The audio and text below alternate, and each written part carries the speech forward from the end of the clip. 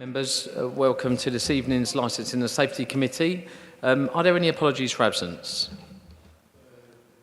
Put your mic on, please, Councillor Brown. Thank you. Yeah, I'm substituting for Bill Firmer. Thank you. Okay, thank you. No other apologies on our side? Councillor Lane? Thank you, Councillor Lane. Thank you. And we've had apologies from Councillor Sands. Thank you. Can I sign the record of the meeting held on the 12th of December 2023 is correct? Is that agreed, members? Agreed. Agreed, thank you.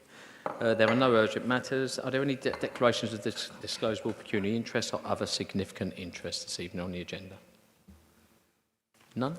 Well, Okay. I don't know if you have to count your ward, Councillor MacDonald, but obviously Luton, is that okay? Yeah, no, that's fine. Thanks, Councillor Scott. Okay, now moving on to item 5, the cumulative impact assessment. Over to you, Emily. Obviously, members have read all the pages, Emily, so I want to just be aware that you don't have to cover too many, okay? Just a very, very quick highlight would be brilliant. Thank you very much. Thank you. Thank you. Thank you, Chair. So on the 12th of December, this committee asked me to carry out a consultation as required to review the current cumulative impact assessment. The consultation began on the 8th of January and lasted for 4 weeks, ending on the 5th of February. Response-wise, we had 2 from councillors, 3 from members of public, 3 from licensed premises and 3 from responsible authorities. The responses from the councillors, the members of public, licensed premises and 1 of the responsible authorities could all be found in Appendix B. That you can have a look at, but if I pay more attention to Kent Police and Public Health, as they provided the majority of the evidence. So the Kent Police and the Public Health Department have provided evidence support the current cumulative impact areas.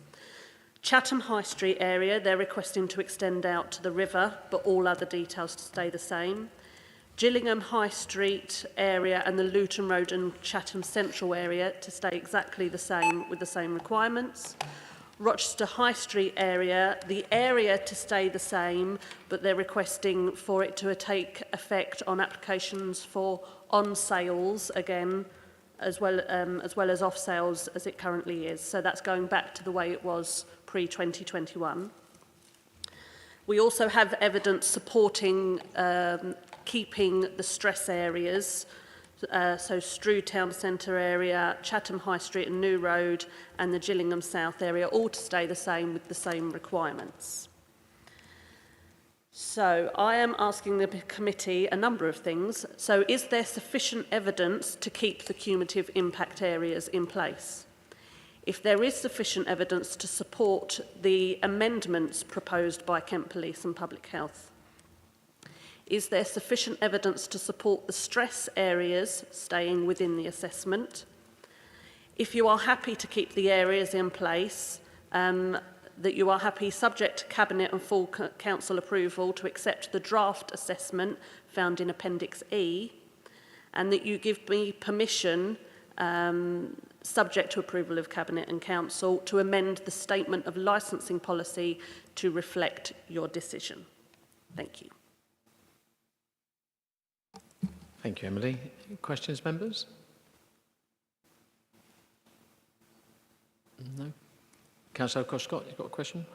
I just want to say thank you because it was really easy to read, and I'm sort of new to this, and it was really I could understand it, which is always good, and I liked the appendix, especially when it included things like the begging hotspots, which you know where you live and where you represent, but you don't know the whole area. So thank you for that.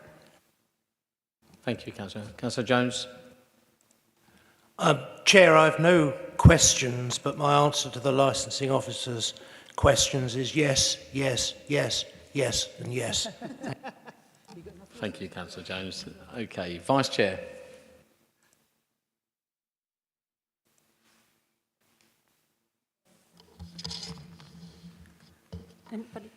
The committee has considered the evidence contained in this report and the appendices and determined to choose.